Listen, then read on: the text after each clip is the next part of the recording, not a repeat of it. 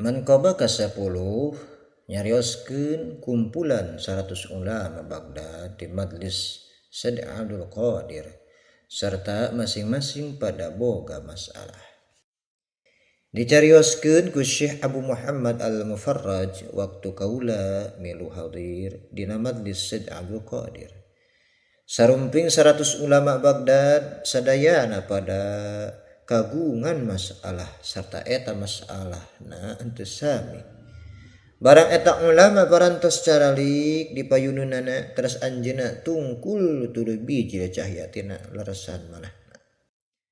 Eta cahya teras ngaliwat kana dadana sarta ulama teh saparantos ulama-ulama kaliwatan ku cahya teras eta ulama sadayana pada bingung ngaderegdeg sing jerit terus maruka sirahna anggoanana disosoek terus haranjat kana korsina Said Abdul Qadir.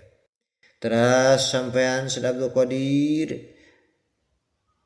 diteundeun kana sirah ulama ku aranjeunana sareng majlis harita kalintang cekcokna sareng guruh henteu aya daratannana. Ari saparantos kitu teras eta ulama anu 100 teh ku Said Abdul Qadir ditangkeupan saurang-saurang. Ari parantos sadayana ditangkeupan teras masalah saurang-urangna dicarioskeun ku Said Abdul Qadir sareng jawabna.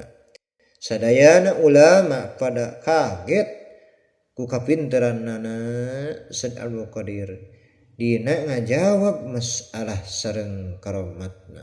Subhanallah.